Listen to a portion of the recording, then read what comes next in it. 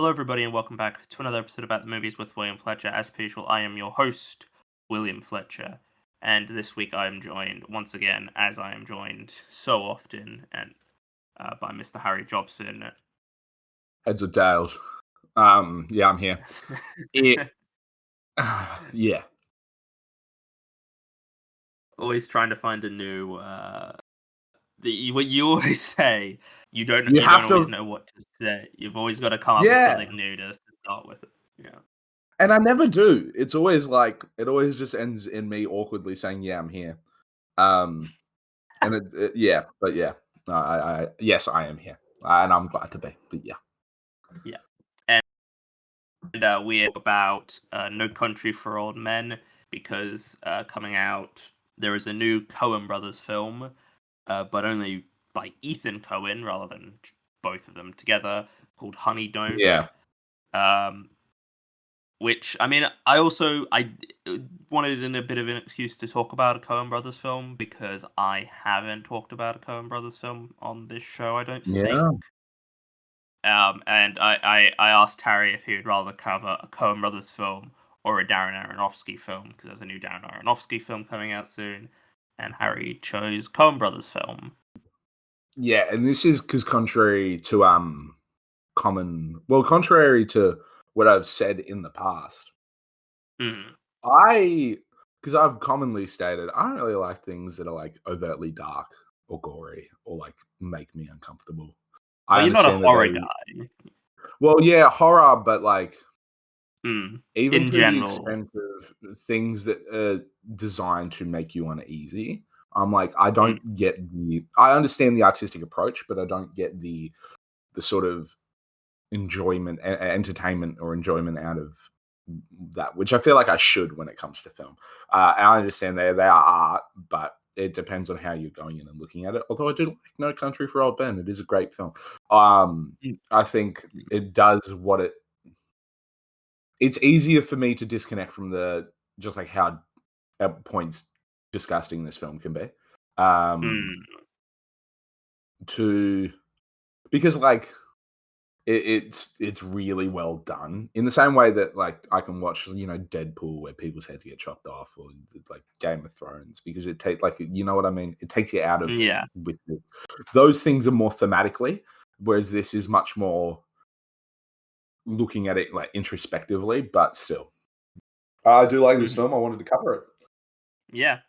And it was good timing that we decided that we covered it now because they were doing a re-release of it. I didn't really know why, but apparently one of my cinemas that I go to has been doing showings of recently. The New York Times voted for like the 100 best movies of the 21st century, and they've been showing the top 10 uh, in the cinema. So this is number 6, I think it was, on the list. So I missed the first few weeks, which is a bit disappointing because one of those films is The Social Network, which I would have loved to see in a cinema. Oh, Because it's a that's a top 10 film for me all time. I think I've said that before, but I just love The Social yeah, Network so much. The Social Network is a fantastic film, and I haven't seen it in several years now, so I would have liked the opportunity to go see it again. It's just a To masterclass in dialogue. to see how it holds up for me. Um, but so yeah, No Country for Old Men. I saw it yesterday at cinema. It was a very packed screening. Like, there were a lot of people there. And I'd seen it before. Obviously, this is the third time I see it. In fact, I rewatched it earlier this year, but I saw that it was playing in the cinema, and I'm like, well, I've got to go see it in the cinema because to lay my cards out very immediately, it's one of my favorite films ever. Like, it is somewhere in my top 100 favorite films of all time. Like, I think it is a fantastic film. Um, I've never really covered the Coen Brothers on this show before. So, I mean, Harry, how much of like the Coen Brothers work have you seen, like, are familiar with, and like have seen and are like a fan of? Yeah, so this will lead again to a bit more of my my comedy side because Big Lebowski, great film. Big Of Lebowski, course, love Big yeah. Lebowski.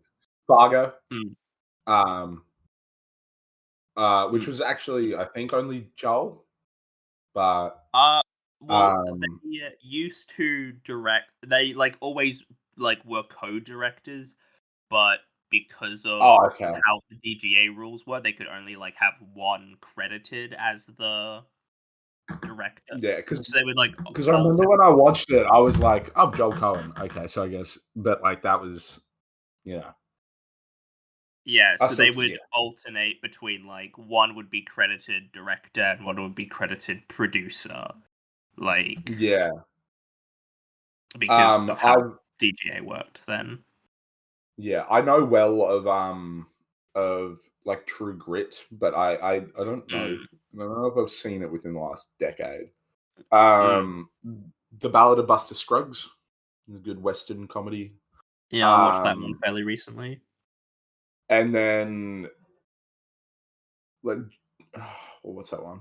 It's like I think we watched it. It was like in school. It was I don't know if they directed it distinctly, but it was like Hail Caesar or Oh, Hell Caesar. Yeah, that's one of their films. Yeah, they directed it. Yeah. yeah. But yeah, it was a great film. That to be fair, but yeah, I would say No Country for Old Men is I think largely their standout film. Yeah. That and I think a lot of people, The Big Lebowski is sort of like their comedy film as well. But I really liked Fargo. Yeah. I thought it was really I funny. think Fargo's a great film. Yeah. Again, I haven't seen that film in a long time. But yeah, No Country for Old Men. I mean, Best Picture winning. They won Best Director for it. I believe they won Best Adapted Screenplay, and Javier Bardem won Best Supporting Actor for his performance in this film. But yeah, so I saw it like literally just yesterday at the cinema, very packed cinema.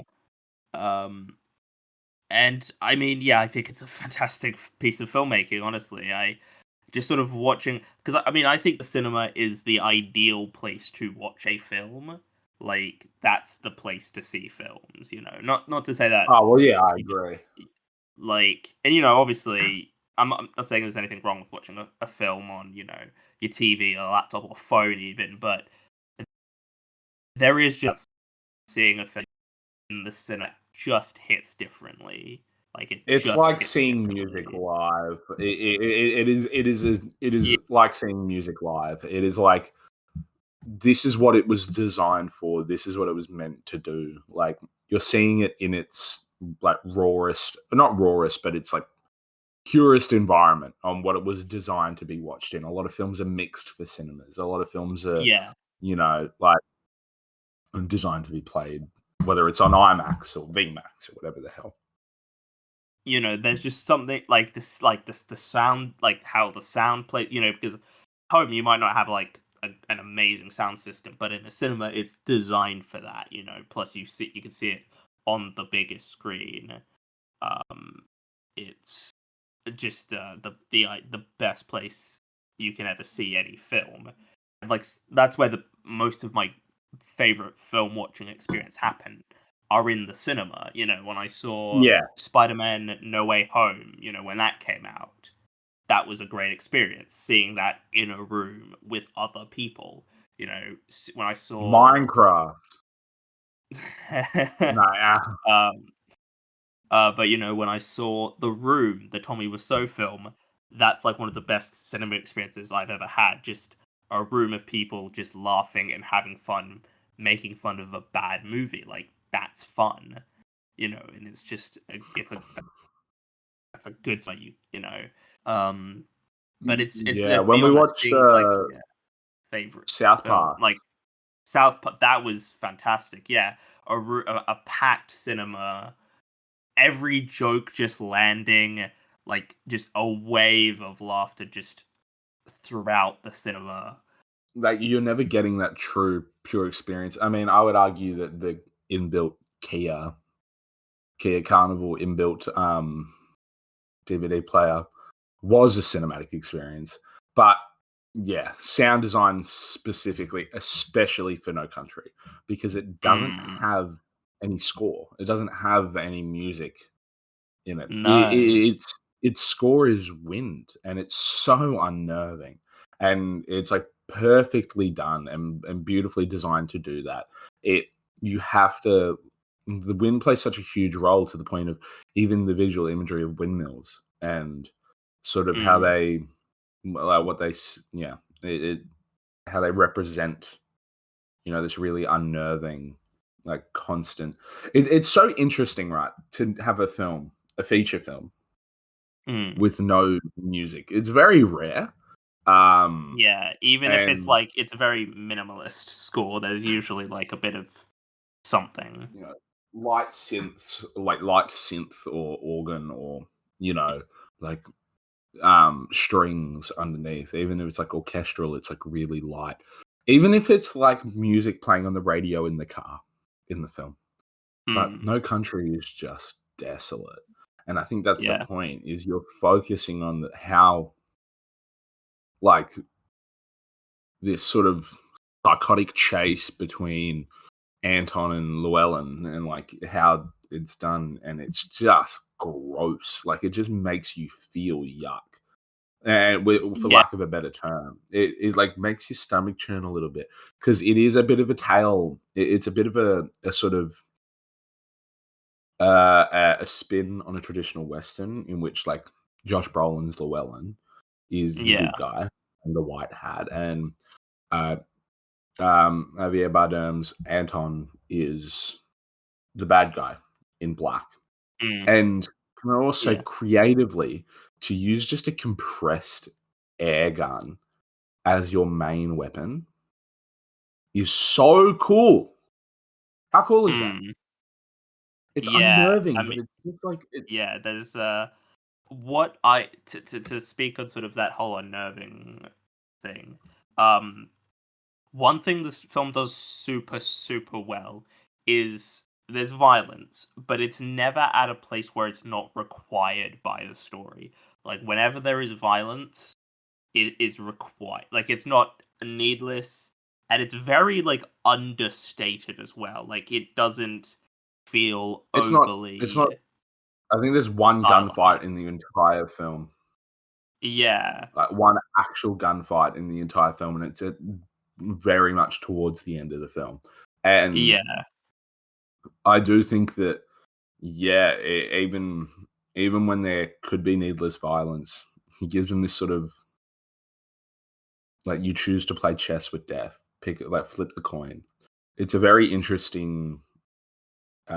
It's very two faced, to be honest, but it's very Yeah. interesting, like allowing, okay, I'm not going to needlessly kill you, but you're Mm. going to flip a coin for your life, and a really good visual imagery which is shown towards the end of the film is when uh Tommy Lee Jones's character, the Mm. Ed Tom Bell, the sheriff, he can see Anton's reflection through the shot out door lock in the, like, he can see it. He can Yeah. see him hiding behind the door, and he chooses death. He chooses to, like, he said he doesn't wear a gun because he doesn't like to handle situations that way and become threatening and be seen as threatening. He wants to be respected, and he draws his gun and he goes Mm. into the room. Anton's not in there, but he chose death at that point. He chose, okay, I'm going to die for this job, when he continuously said he didn't want to. And Yeah. in there, nothing open but a vent and a coin with a heads up, which means that Anton flipped the coin and it was heads Mm. and he let him live. And I'm like, that's Yeah. like, because thematically it's always been heads. And when Carla Jane, she refuses to play. Yeah. I mean, fate fate favors the risk, like, Yeah. if you don't, And, you've got to yeah, play. and, it very much implies that he did kill her. Well, he's That's incredibly methodical. Like, even rushed, he takes his shoes and socks off, and yeah. it cuts to a scene of him checking his shoes for blood outside the house.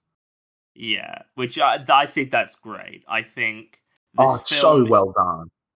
it gives you enough to it doesn't it doesn't give you it doesn't like show you everything. It gives you enough to be like, this is it. Yeah, it doesn't need to tell you everything. It gives you enough to put the pieces together of what's happening, and I think that's great. I think it sort of, because some films, they tell you everything, they give you everything. It's like, I don't, there's a nuance and there's an ambiguity to it, but also it's not, because sometimes ambiguity is really annoying in films, but it's annoying in films when it feels like the writer or whoever, they couldn't come up with something, so they just said, oh, let's make it ambiguous, which that's not how writing works. The reason why the ambiguity works here is because it doesn't need to tell you if he killed her or not. It gives you enough pieces to put it together that he did kill her, but also you don't need Yeah. to see that happen because it's not necessary to see it happen. It doesn't matter. It's not like, that's not the point, you know? Like, him killing her isn't the point of it. You don't need to see it happen. And they give you enough pieces to tell you that he did. And at my screening last night, when the film ended, there was someone in like the row in front of me, and she's like, "What the fuck was that?" Like, she was just so baffled and seemed almost annoyed at it. Like, she couldn't, because she was seeing it with someone else. She was with her, like, I will assume boyfriend.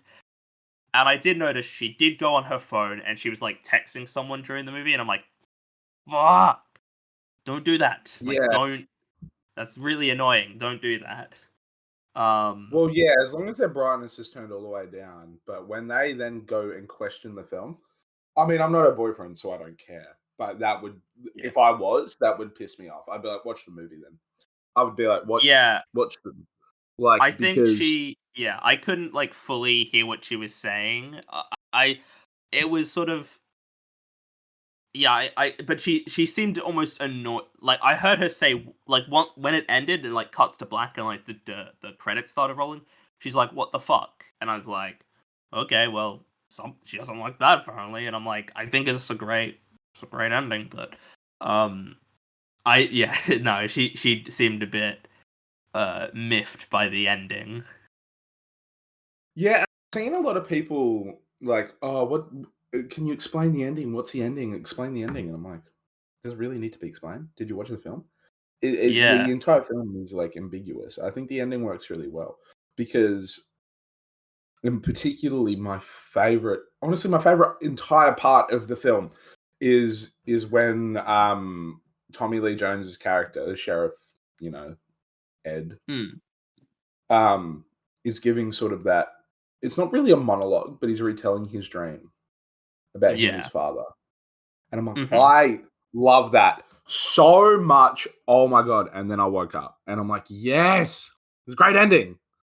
It's Mhm. like it's a great way to sort of like finish off the film. I know a lot of people are upset with like Anton's character and like how he just walks away and he goes, and I'm like, yeah, world sucks.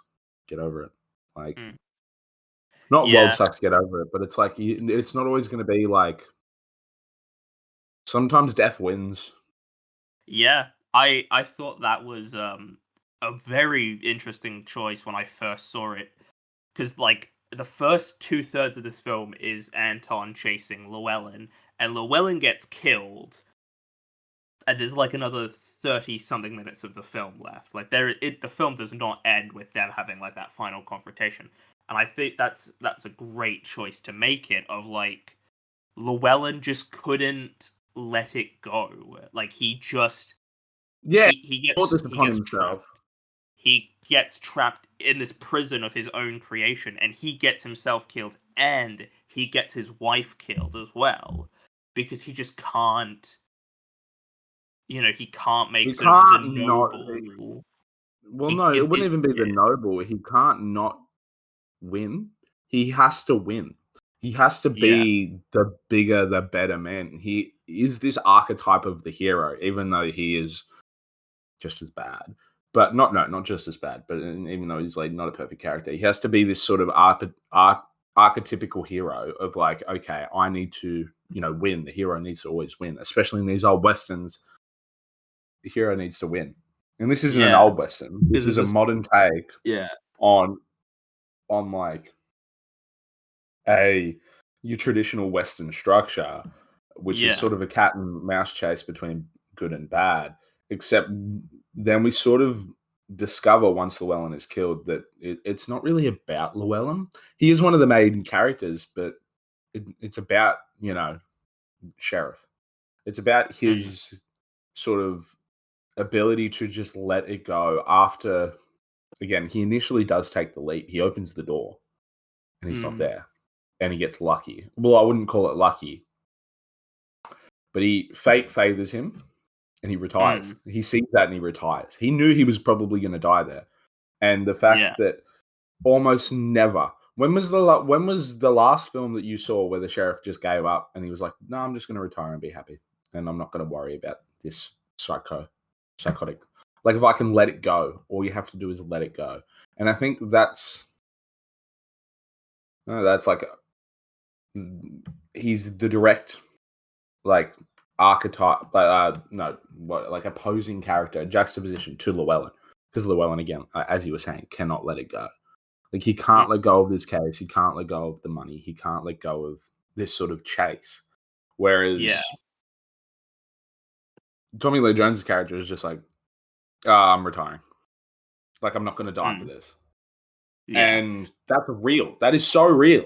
I would do that. Yeah. I would not die for this. Like, yes, you're a sheriff and Yeah. you knew like understanding that job, but you're not really protecting people that aren't already like.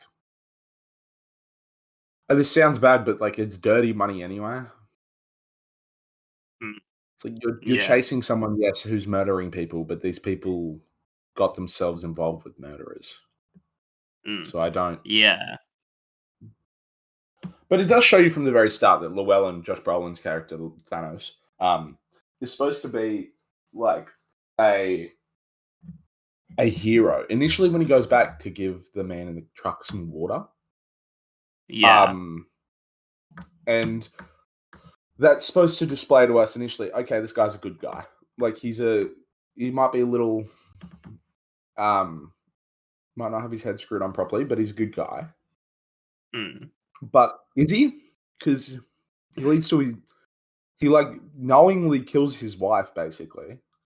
yeah. Um, And yeah, he has that. There's that scene with him and Woody Harrelson in the hospital where Woody Harrelson's like basically saying, "Look, you shouldn't be. This is not gonna end well for you. You need to like, I can get help out of you. it. I can fix this for you." And he just doesn't take it. He says no, and it's just this stubbornness of his character of being like, "Well, no, I don't need help. I'm gonna do this. I'm gonna kill this guy." And it's like that's not how this isn't gonna work out the way you think it's gonna work out. And it doesn't. We see that it doesn't because It's he gets killed. yeah, it's the hubris of a hero. It, it's Uh, yeah. it's And it like ego and thinking that he can, instead of like choosing to live, thinking that he can beat death in this like chess match, which yeah. death always wins. I mean, what are we talking about? Yeah. I And that's what mean, this movie's yeah. telling us. Unless you choose to let it go and choose to live, if you Yeah. try to fight or outsmart, you will lose. It's Yeah. honestly, No Country for Old Men is Puss in Boots. It, I was just about to say it's just like Puss in Boots too, isn't it?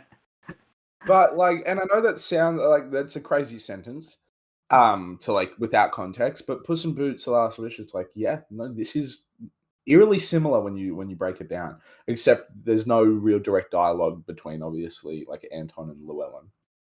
Yeah, something's just so unsettling about the wind, and it's something that I got so hung up on when I last rewatched it, which was yesterday. And I was Mm, watching the film, and I was like, I just the whole time you watch it, you want there to be music. You want at least to end with music. You want it to like give mm, give me some sort of like let me know that I'm watching a movie. You know what I mean? And not in the sense that like score is so important in the sense that for films because it helps direct tone. It's very similar to a Yeah. laugh track, except I think it's a lot more artistically done and not nearly as uh, well, for lack of a better term, shit. Mm. But like the score, and I mean, we've spoken about this before. I think needle drops are some of the best because I love music and I love film, and those are my two worlds colliding. And I think not only is like Yeah. dedicated scores, I mean, you'll have a look at pretty much the entire Star Wars series. I think Duel of the Fates is. I listen to Duel of Fates, and I'm not even watching Star Wars. It's just on my Spotify. Like, and I have Mm. that same for like uh, a lot of films, and it helps Mm. create this tone and this identity. And there is none of that in here. It's none of that except like this sort of whistling, whirling wind that comes through, Yeah, I'm and just looking here. There's apparently the composer Carter Burwell's score consists of only 16 minutes of music, apparently, which that feels yeah, like but way more than I didn't even notice any music, honestly. Like, it's yeah, exactly. But that's exactly it. It doesn't create an identity. It doesn't create like a no, tone. It doesn't set anything. Is and when you're not being set something as a viewer, it and you're looking at a film or a television or yeah, let's say a film. It mm, really it makes you feel lost, and not in the way that you would even like consciously know about at the time, but something when you rewatch and you go, "Oh yeah," like there is no, it's not really, and it's because I'd seen this film before that I knew that there wasn't any score, so I paid a lot more attention. Like there is a score, but you know what I mean. yeah, yeah, yeah, it's not like an overtly present, no, music. There is no point in this film where "Bonkers" by Dizzy Rascal starts playing. Like, it and even though I think that is a great needle drop, I do think that it it's the first or one of maybe the only examples that I've seen it work so effectively, that I've seen mm, it sort of be executed so well to the point where it goes, okay, this is now doing it's not only juxtaposing, say, because I do really truly think that No Country for Old Men is like a modern dark take on a western, on a mm, traditional yeah, western. Um, you just got to sort of the similar archetype, similar characters, similar structure, but mm, everything is sort of juxtaposing itself. I do juxtaposing the other. yeah, Music and sound is such a big part of those Western films.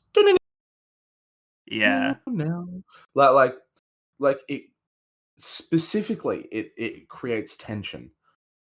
But mm, I would have never thought that without it, it creates such a like less music or less of the sound creates so much more tension, and mm. it like just the sound of like steps and like dirt Oh, and yeah. What? Yeah, one of the like best parts of this film is how it creates tension, like through the sound design as well. It's not just like a yeah, like. There's like that bit sort of during the film where Llewellyn he's in that like hotel, and he tries to and he like rings the phone to like the desk guy, but he doesn't hear any like it doesn't get picked up, and then that you hears like the steps. It's like there's just such a this film genuinely seeing it in the cinema in that setting, it's one of the most tense films I can think of, really. Like it's such a tense watch because it's like I've seen this film before. I know what happens. I know how it ends.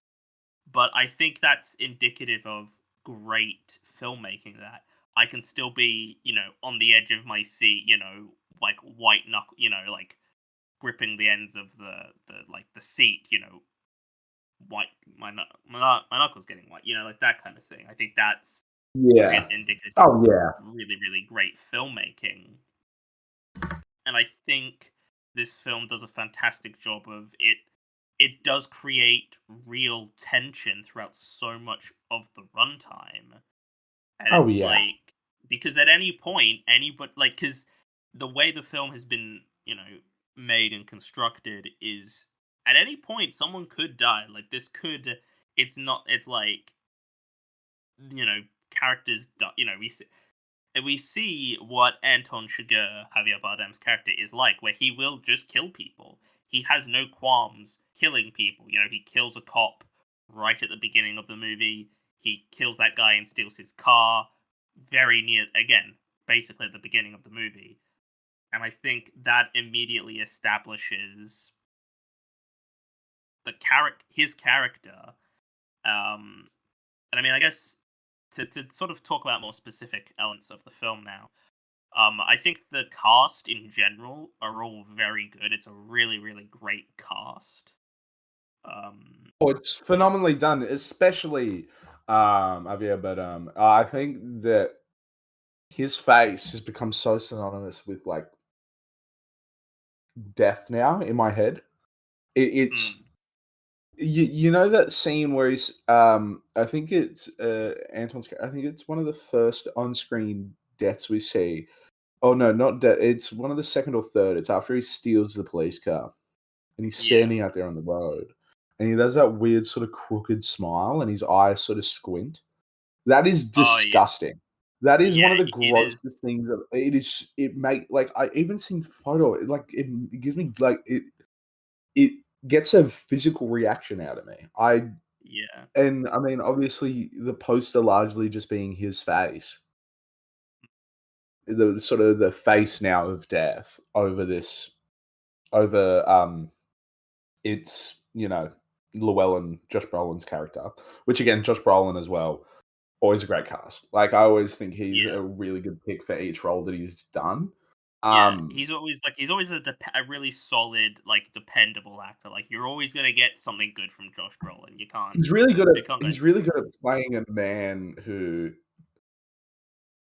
is struggling at overcoming something, if that makes sense.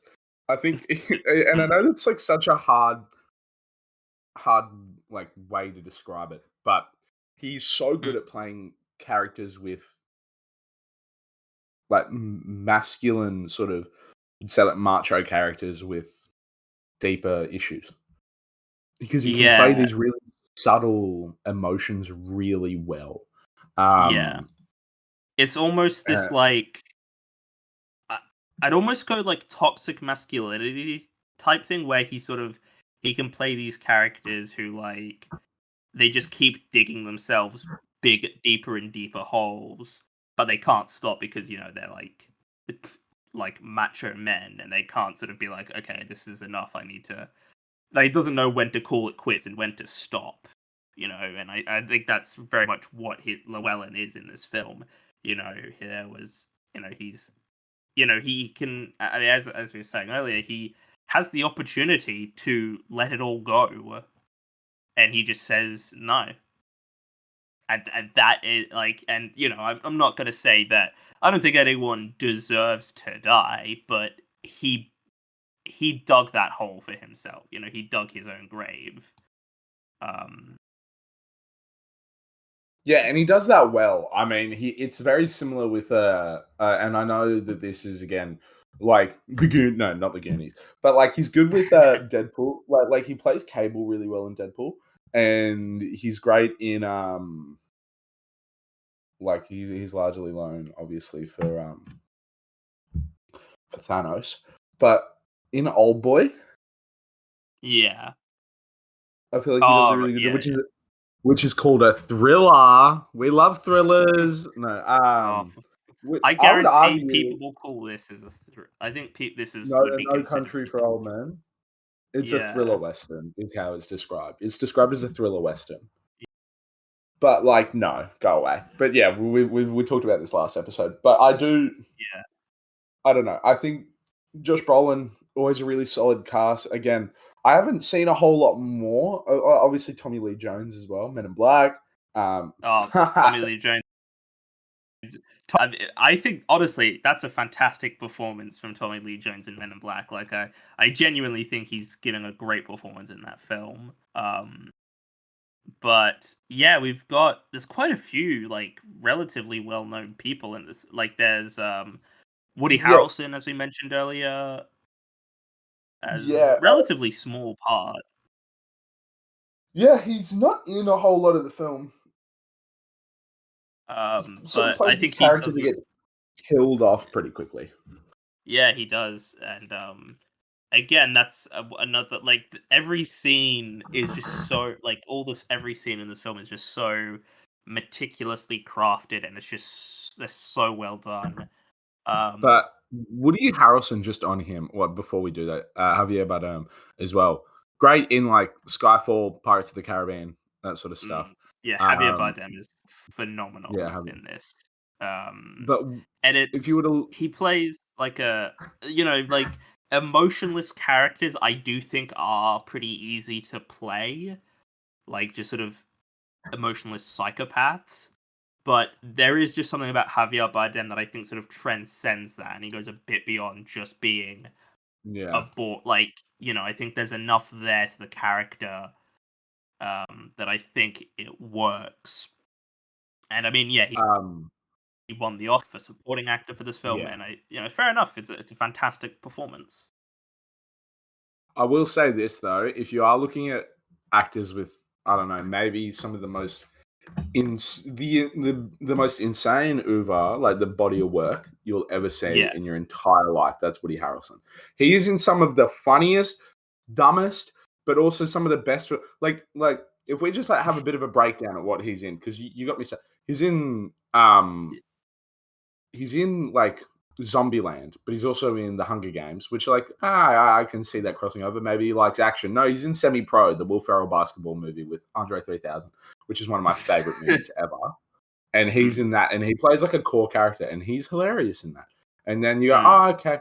Well, I don't know. Maybe I mean, obviously he's 64 now, and he's still doing Now You See Me movies, and he's yeah. in Venom, and Mm. he's in Cheer. Isn't Obviously, he? he's in Cheers. Yeah, I Um, was gonna say, isn't he in White Men Can't Jump with Wesley He's the Snipes? main character in White Man Can't Jump, and that's hilarious. It's so funny because, like, the main guy from White Man Can't Jump is also huge in War of Planet of the Apes and Friends with Benefits, and then he's also in The Edge of 17 and Anger Management, and then he's also in Three Billboards, and then he's also in 2012, Solo. and he's Solo, the Star Wars story. He's in, um, yeah, Money Train. Like the Duel, I don't know. He's in so many just interesting. Why would you be in that sort of films? Fly Me to the Moon, that newer one with Scarlett Johansson and Channing Tatum. Oh, that's like the is that like the filmmaking? Like they're faking the moon landing or something? Or Yeah, I think so. yeah, No, it's they like a marketing expert and a strict launch director work with each other in order to make NASA's memorable Apollo 11 program successful. yeah. But he's in that. He plays like he likes playing supporting roles. It's so Yeah. He's like very rarely the lead in a film, I feel like. the last time I saw him as the lead in the film was White Man Can't Jump. Like, uh, Hmm, he's been a lead in films since, but like that was the most notable one. But hmm, that's what I mean exactly. Like he's such a versatile. He's got such a versatile range of just like he's got some of really great critically acclaimed films, and then just some absolute stinkers. Like, and I don't know. I think he specifically like I could watch almost anything and be like, oh, Woody Harrelson's in this. You know what I mean? hmm. Like he's 64 Yeah, and he's still doing like there's just like yeah. I love it so much because he's just not boxing himself into a specific type of role. Hmm, And although he does play a very similar sort of character each time, he used to play sort of a hmm, younger, braggadocious, like, you know, in hmm. Cheers or in White Man Can't Jump. And now Yeah, specifically, I think he's much more of the older, jagged, let me handle it kind of character. But yeah. He was also in True Detective. I forgot he was in that, yeah, but True True Detective again, Detective. a Yeah. very different performance again, and true like a bit In more out there. Triangle But of yeah, Sadness. Triangle of Sadness. Yeah, he's like the captain, I think, in that show, in that film. Sorry. Yeah. Interesting. But I just thought about it when we're because when I saw, because I always knew he was in this, but when I was rewatching it and I sort of like had a bit of a thought, and I was like, wow, Woody Harrelson's in everything. He's in almost everything. Like he's not in He is every single not. movie. He's in every style of movie. He's in every sort of.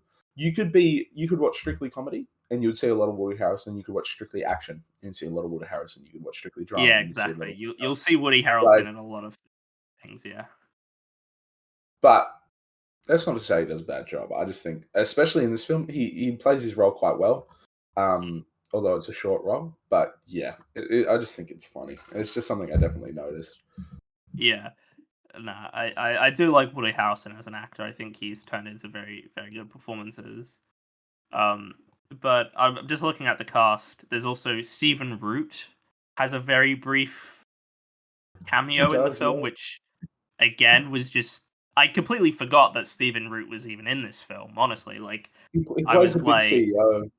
yeah, and I mean, I think Stephen Root is great. I'm a big fan of him, and I think pretty much everything I've ever seen him in. He's always you can't Dodgeball. go He's too so wrong. good in Dodgeball. He's so good in Dodgeball. He's gotta I've get not angry. Get seen angry now. Oh I man, you haven't seen Dodgeball?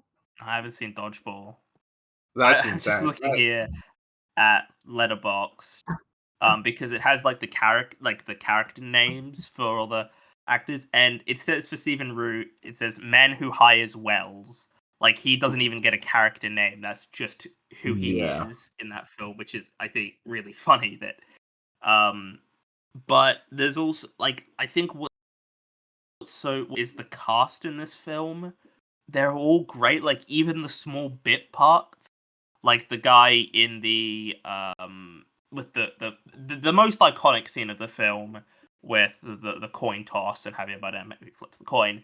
Like even that actor, like the old man working behind the counter, even he gives a fantastic performance in like just that one scene.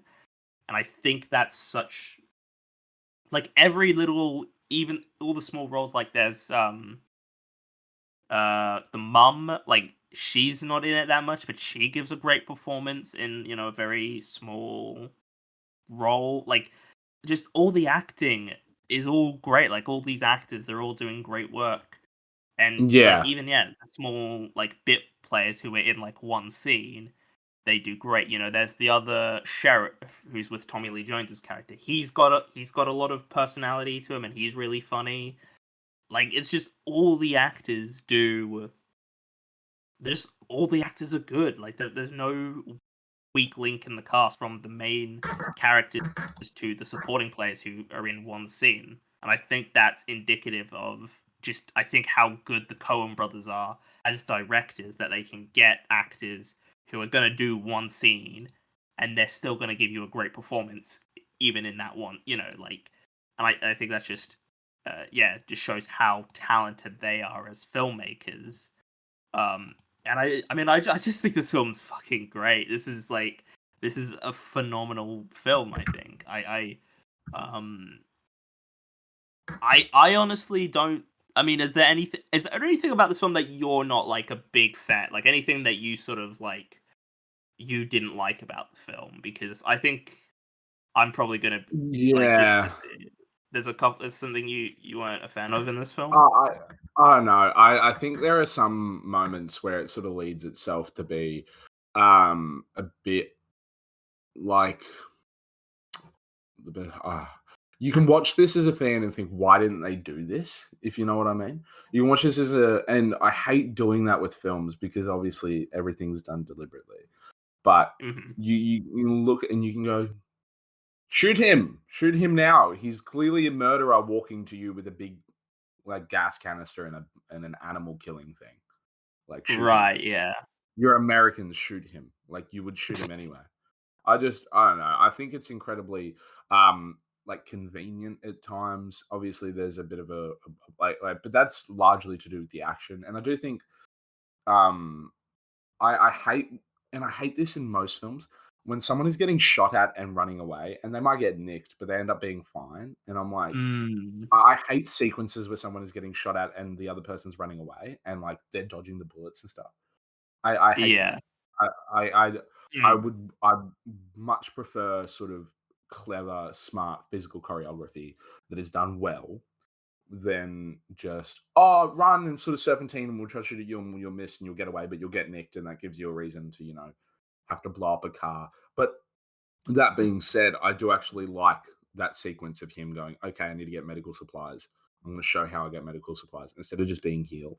Whereas I think, mm, Llewellyn's character, like Llewellyn as a character, just sort of paid mm, some money to get healed, and then he's in a hospital. And mm, I don't know. I find that somewhat frustrating, but I do like um, showing, Javier's character, Anton, and like the sort of process on, okay, I can get injured, but he's still so methodical about everything. He shows no emotion about blowing up a car. He doesn't like no. cool guys look at explosions. They blow things up and then walk away. Like Mm, I think that's done well, but there are parts. I think it's largely little things that happen in a lot of films. That is not a direct fault of this film, but yeah, getting shot at and running away. mm, Um, mm. I sort did of think that the when co- he's, the cops uh aren't very bright in this film. I feel like a lot of the other sheriffs are just sort of like what. I No. really hate that though. I really hate like when there's no common sense and that serves the plot. But like when you're writing a film, I feel like that specifically is a bit of like a get out of jail card. I feel like that's a bit of a lazy writing in the sense where it's like, okay, but like the cops aren't very smart, so they'll just put his weapon in the back with him, or they'll, like allow him to do X, Y, Z. No, it just, yeah, it's frustrating. But other Mm, than that, mm. Yeah, I mean, I personally was that bothered, but I did notice when Llewellyn, he's like running and he's being chased by like those guys in like the car, and they can't catch up with him. Like I don't, but yeah, I that's did also, ridiculous. but Sorry. yeah, I did, I did think about that as I was watching it, but I wasn't like too bothered because I Oh also yeah. felt like, well, because I don't know what the terrain's like, and maybe the car has Oh, that's like, me. That's me nitpicking. You know what I mean? Like that's yeah. when I was looking at that, I'm finding something to dislike about it. Like I'm not. It's not something that would actively take me out of the film. I think it's a great film. I think the cinematography, actually, just the way it is shot, is it's not overly stylized cinematography. It's just really well done cinematography. Like it's Yeah. and it Yeah. explain why it's so good, because it's not doing anything that isn't particularly unique or interesting. Like it's not overly stylized. It's just really well done. Just like the way shots are Yeah. framed and the way it It's lets really you well sit. executed, I think. Sit in landscapes. Yeah. Yeah, it really, like there's just great wide shots where the camera's just sort of stationary, and there's just like Llewellyn just like walking towards the camera in like, wherever they, is it Texas they're in? Or Yeah, it's like southern US. so yeah. The I think specifically there is the shot of Llewellyn outside of Carla Jean's house. Yeah. Or and he's clean, and it's a wide shot. He's so because like you didn't have to do this as a wide shot. You could have done a jump cut to his face and then a jump cut to him cleaning the shoe, and a lot of directors would have done it that way. But just a one wide sort of shot, not super wide, but wide shot of him out the front of the house checking his shoes for blood. He's so clinical. Like it's just done like Mm. executed so well. Yeah. No, I get that, yeah. And the way that shots will just sort of stay on something, like there's I mean, very right near the beginning of the film, there's the scene where Anton Sugar, he's like strangling that cop with the handcuffs. And it's a Yeah. really gross, uncomfortable scene, but of lets you stay in it and just sort of Oh, like yeah, it it is doesn't look, really that one it's, specifically. I think that's probably the most brutal like moment in the A because lot all of the other characters are killed kills, quite quickly. yeah, like that is a like slow death. Like because when he kills other people, he's like he just shoots them in the head and they're dead, and that's it. You know, like it's an immediate. Whereas that one is a drawn out. You know, he's being strangled with the cuffs digging into his neck and there's blood going everywhere, and it's like Anton Chigurh, which that bit did make me cringe a bit, where he like goes over to the taps and he just like runs his hands, like his wrists covered in blood at the taps. Like I don't know why that just felt a bit like kind of cringy to me, because I don't know if you've had it, but sometimes I get like a cut and I like wash it underwater and it just stings a bit. Yeah, I the other day at work had a piece of glass get under my fingernail, and I had to put like antiseptic under it. Fucking Yeah, hell, that sounds awful. yeah, it wasn't good, and it was like, and I had to like spray this antiseptic on it, and I'm like in the my area at work, just like like in the back dock, just like creasing because the antiseptic on the cut is just like brutal. Or water when Yeah, it like oh yeah, I really can't stand it, but like it's something you have to yeah. do. Oh yeah, no. I've had situations where I put like some moisturizer, like some like not moisturizer. It's like the what the fuck is it called? It's like not disinfect. It's how when COVID was like a real problem and we had to put like stuff on our hands all the time. What is it Sanitizer. called? Sanitizer, yeah, sanitizer. Yeah, There have I've been gotten times where I put sanitizer in it cuts on, before. but I've got cuts that I don't even know about, and I put it on, and my hands are just like on fire for a few seconds. I'm like, fuck, like like that's one of the cringiest bits in the film for me is him just calmly putting his wrists, like his bleeding wrists, underwater, like it's which is just like I think, yeah, and it's a really cringe. I mean, again, as violence, it doesn't feel, it's not dramatized, it's not over the top. It doesn't feel like a Hollywood interpretation of violence. It just feels real. And I think that it's really, really effective at doing that. It's really like the violence is not pleasant. It's really quite unpleasant to watch. But it also that's why it works though, because it doesn't play it over the top and big. It just plays it as real.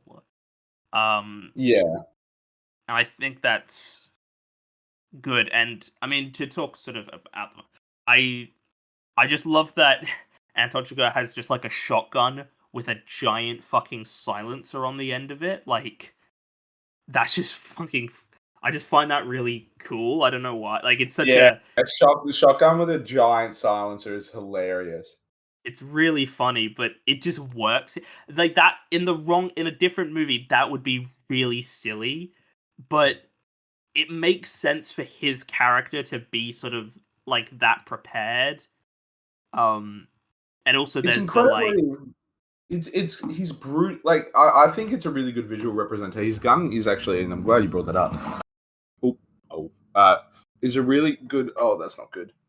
It's a really good visual representation of how calculated yet brutal he is. Because the shotgun is quite a brutal, explosive weapon, but the silencer is like quite calculated. It means he's quite prepared. He knows what he's doing.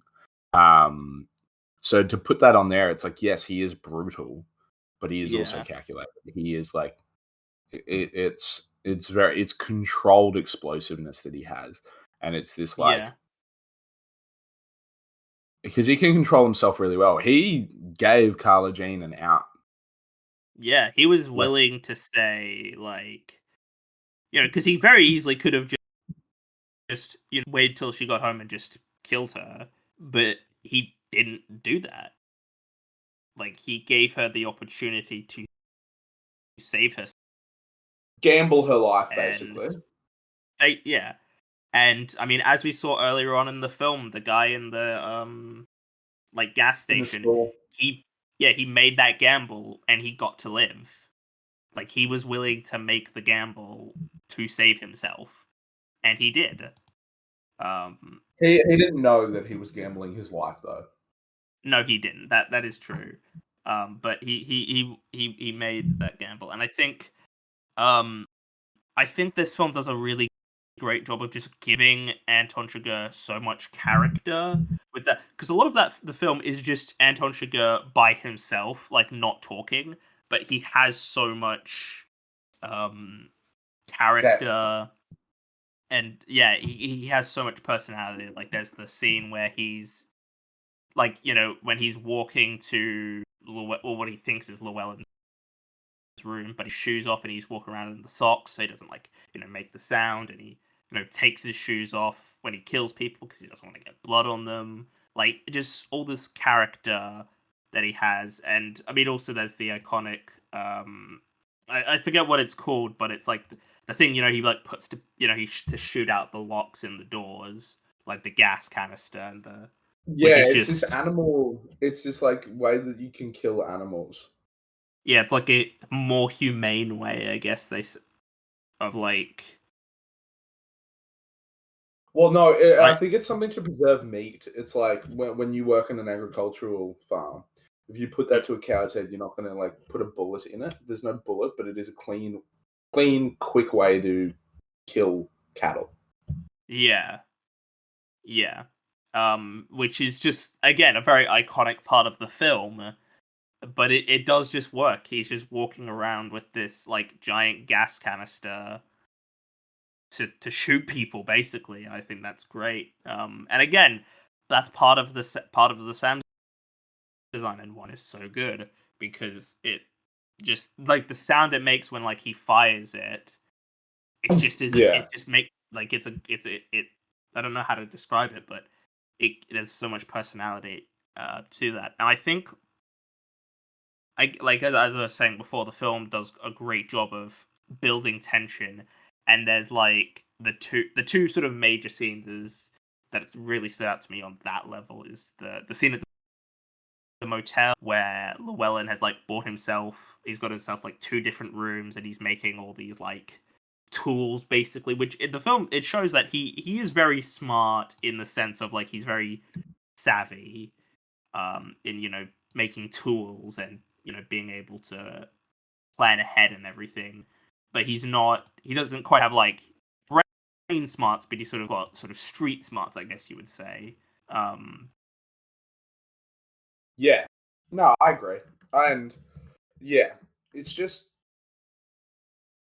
with what they're able to do with Anton's character, which didn't you mention he won an award for supporting role? yes, I he would won for argue that best he's not. support. I would argue that he's the main character of this film. Like, I'd argue that he is the protagonist. I mean, the film starts with his character. Like the opening is his character, A and it lot of is the his film, character. with his character, somewhat basically ends with his character, give or take. But Yeah. I don't know. I just think um, he obviously deserved an Oscar. So whether he gets it for supporting or lead, I don't really mind. But yeah, just quite a well executed sort of a good way to put it that I haven't already put it, but sort of a really well executed Mm. um yeah, I mean like dark take on a traditional, you know, um cat chase film. Like it is quite unnerving, and I think obviously that's on purpose, and it is quite unsettling. I do think Tommy Lee Jones's character is also given quite a lot of depth, considering he's probably what a third string character in this film. Um, Yeah, he's the lead. who Like isn't they're given like depth is Llewellyn. Llewellyn is quite a shallow character. I didn't get attached to his character at all. When he dies, I I don't feel anything. Like I don't feel and it shows, and it does that like explicitly. It shows his death off screen, but it does still show that he's a good man before his death. He says he's a married man. This woman tries to offer him beers. He says no. I know what beers lead to. That's yeah. a good man, even though he ultimately leads to his wife's death. Mm.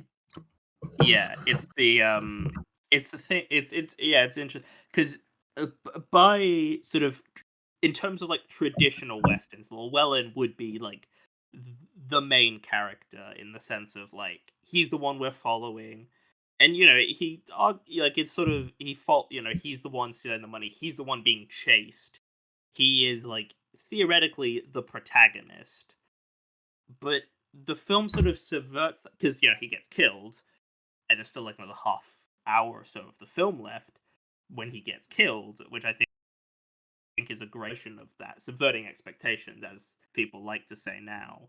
Um, but it doesn't. It makes sense that he gets killed. It's not like just like shocking for shock value, shock value or anything. Like Llewellyn dying in that point in the story makes sense. There's been all that he can't let it go. He has to prove that he is the better man in that case. He has to, he wants to prove that he can beat this guy. And in doing so, he gets himself killed, and like he lets his he moves his wife and her mum around, and his mum is saying things, and which I think is a really great touch of like she clearly doesn't like Llewellyn, and the way she talks about Llewellyn, she doesn't like him, but she is inadvertently the one who gets him killed. Yeah, Which I think is which is a great touch, I think. yeah. Like that the screenplay in this film, it's such a well written screenplay. Like it's all there for something. Like everything's there for a reason. It's like you can't really like because I think we talk about sometimes you watch a film and you're like, oh, this film could lose this scene and nothing would change. Like it's Yeah, going on too long. everything here done here is deliberate. Yeah, it's there's no scene that's like even like when we go to Woody Harrelson and he's with Stephen Root, that scene's there. We need to establish these characters and this world. There's like all these things that we need. Yeah, Like because up until that point, well into an hour into the film, we have no context on the money, yeah, exactly. which is We just know it's the main money. We just driving know, plot factor. Yeah. yeah, we just know it's money, and Anton is trying to get the money back, but we don't know why. Like as far like um but everything's there for a purpose. And I mean I think that's just how films should be made, to be honest. I think um like if like I know some people think that's a boring way to look at movies, but it's just sort of, to me it's like, well, why should I care if you're making a movie, if you've got a scene in your movie that doesn't do anything, that doesn't add anything, that isn't there in like, I don't need everything to be necessarily progressing the plot, but it should be progressing the characters or the themes. Like it should be progressing something, because otherwise it's just like, well, what's the point of this? Why should I be, you know what I mean? It's like, Yeah. why should I Yeah. be watching this? Oh yeah. I'm much like in the I look at sort of the perspective of like, well, it's sort of like, what's the point of doing this if you're not adding to it in some meaningful way? Like it that's just how I look at film, and that's how I sort of look at writing, is being like, well, what is this actually doing for the film? What is this adding to the film? And I think that uh, and that's how this film is. I think every scene is there for a purpose. It's progressing the plot or the characters or the themes. Like it is progressing something, and that's good. I think it works really well at doing that. I mean, I've basically, like, it's a great film. I think it's a fantastic piece of filmmaking. Really, Yeah, I agree. I think it's great. I think it's, for me, it's my favorite Coen Brothers film. Which, if I don't I think like the that's, Big Lebowski. I have seen that movie one time. That was about 5 years ago now, so I probably should revisit The Big Lebowski at some point because I haven't seen it in a good 5 years now, I think. Because also, I don't really remember it, to be honest. That's the thing. I don't really remember the Big Lebowski. Like, it's It's been just so long since bowling. I've seen it. Um, but this is just really great film. It's, like, cinematography is great, the editing's great. Um, there's there's so many great scenes in the film that I could, like, if someone said, "Oh, this is my favorite scene," I'd be like, "Oh, I don't, that's not my favorite scene," but I get why, like, it would be someone's favorite scene. Like the scene with Yeah. Nort Nagin and Javier Bardem in the film. Like, if someone said, "Oh, that's their favorite scene," but like, totally get that. Or if they say, "Oh, the opening scene with Anton Chigurh at the police station," I'd be like, "Well, that's also a great scene." Um, one thing I noticed when I saw it actually, is that we don't really see Anton Chigurh's face like when he's taken to the police car and he's being arrested. We don't see that for like the first few minutes, and like even when he's in the police car, it's like this shadow, so you can't see him. I just thought Yeah. that was a really nice touch. I can't. No. I think. I mean, for me, my favorite scene in the film is it's a basic choice, but it's the scene with the coin toss, and how much have you ever lost on a coin toss? Like, it's the obvious great scene in that film, but like Yeah. it's like people who say that like their What a favorite what album a is what a like what. The Rise and Fall of Ziggy Stardust by David Bowie. Like, it's a Yeah. basic choice, but it's a basic choice for a reason, because it's a great choice. Yeah. Um, I truly think that that is a great scene, and like when he goes, "What do I stand to win?" and it's everything, and I'm like, "Oh man, that's so cool! It's such a cool line." yeah, I love badass moments, but yeah, if I was to sort of give this one a rating, if I was to sort of jump to that, if no no no, well, I'd probably give it a it's like a 9. I think it's done really well. very Like very a high, but yeah, fair like, enough. like a very solid 9. I just can't really fault it. Again, it's not Yeah. a 10. I think what because I think a 10 has a certain feeling in your gut. Mm, But yeah, just a really solid 9. yeah. No. I mean, I am gonna give it a 10. I think it's. Oh, I just think it's a fun. This is the kind of film where watching it, I'm just sort of is like beyond what I could possibly imagine being able to. Like, there's certain films that I watch where I'm like, this is just so good and made at such a level of like quality that I just don't think I could make a film that good. Like, it's just such a well yeah. crafted, directed, written, act shot piece of filmmaking that it's like it. I genuinely do think it is one of the best films. Like, beyond the fact that I think it's one of my favorite films, I also think it is one of the best films. Um, which is obviously like you can't really say, this film is like the best film. Mm, yeah. Um, yeah, I think that's great, and it also I think this film. I will say just before we wrap up, there is a nice bit of like because this isn't a comedy, but there's like bits of comedy peppered throughout. Um, Yeah. which is like yeah. I think it's Um, very Coen Brothers, though. Coen Brothers, I mean, they do a yeah. mix of I mean, everything. they've done comedies. Yeah, they do comedies a lot. And I mean that's a lot of their career, like their early career, like Raising Arizona, Hudsucker Proxy, Big Lebowski, Fargo. I would argue Fargo is a bit of a comedy, but maybe a bit of a dark comedy. Bit Um, of a dark comedy, yeah. um, but yeah, I just think it's a fantastic scene. I think it's a phenomenal piece of filmmaking. Um, there's no dull moment. Like, it's 2 hours and there's never a dull moment. You're always Yeah. engaged, always having like every scene's there. Every scene's great.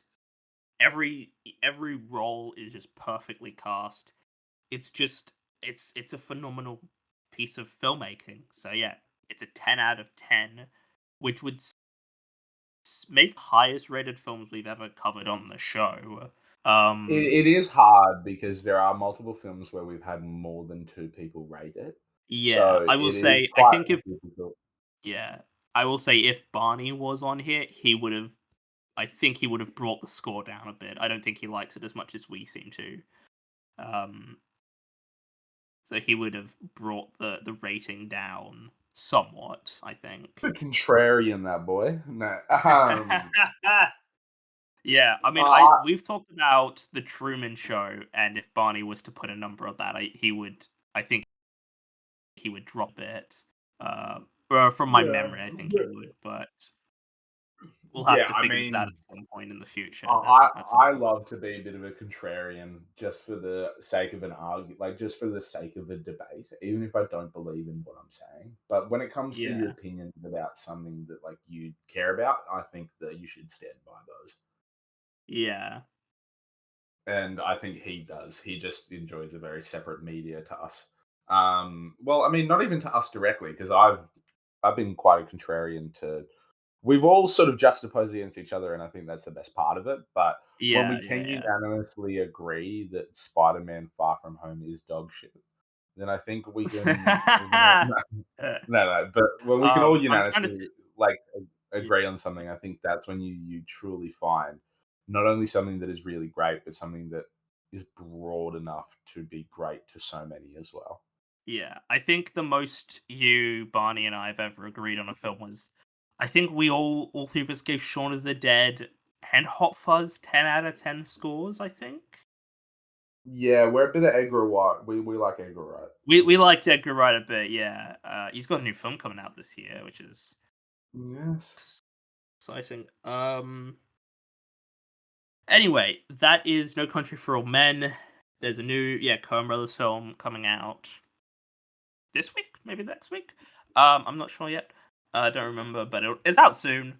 Called Honey Don't. I don't know too much about it. I know it's like a mystery film. There's like a which Harry, you were saying like I'm excited off for it. I record haven't that even seen the you're a yeah, I fan haven't even of seen the trailer, but I do you like said mystery. you're a fan of sort of like detective mystery fit stories. So Yeah, I do. I like a good mystery. I think it adds a bit of more of an interactive element, and I think mm, again, and I've said this. This is sort of my mantra when it comes to filmmaking. First and foremost, before you get into any artistic ability, it needs to be entertaining.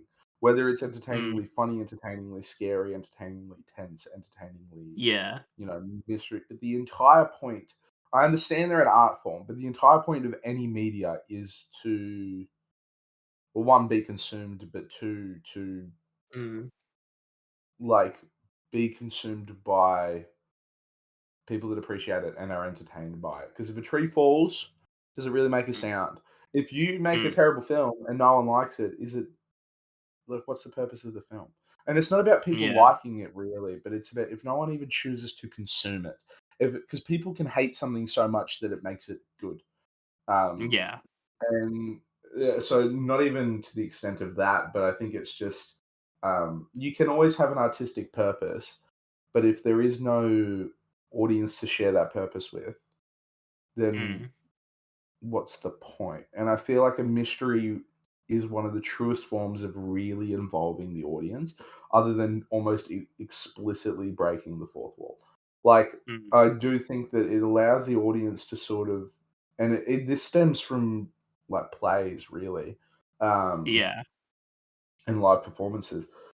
It lets you sort of think and a lot of people like for example No Country for Old Men does this in a way of its sound design and the way it builds tension and it Mm, allows an audience, you and myself, to become enveloped within the story but mhm, and feel that tenseness that that movie's trying to give us, but mm, mystery really allows it to sort of allows an audience. It's almost like a game. It's almost like you're playing a game and you're playing with them. mm, When you're with the protagonist and you're trying to figure out this mystery, it's like, oh yeah, oh yeah. Like you sort of get these little aha moments, and you're sort of unraveling Yeah. the story as it goes along, and it's just Yeah. it makes for a really fun experience. And I think Yeah. whether or not it's completely dark or if it's more like Glass Onion, I think Mm. either way it makes for a great watch. Yeah. Well, I was gonna say there is a new Knives Out film coming out this year, Yes, so I there might is. have to put that in the schedule so we can talk about those films because I would like to talk about those films. Yeah. But yeah, we'll have to see. But thank you all for listening to this week's episode. I hope you have enjoyed. We are like by the time this comes out, we're about a month away, give or take, to episode 200. Yeah. Which is That's what, damn near 4 years. uh Roughly an episode a 2021 week. I started this. Yeah. 4 years. So yeah, it sort of mixes and yeah, it's like I haven't like the schedule hasn't always been the most consistent. Some weeks I'd have like multiple episodes, some weeks I wouldn't have any episodes, so but it's even out, I think. But we are very, very close to episode 200. I yeah, it's got some stuff planned for it. So I hope you'll tune in for that when it comes out. It's gonna be a big one. Or we can do it again. But yeah, anyway, thank you all for listening. I hope you've enjoyed. Thank you, Harry, for joining me once again.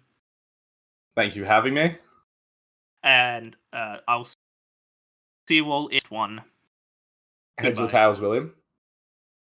Heads. Oh.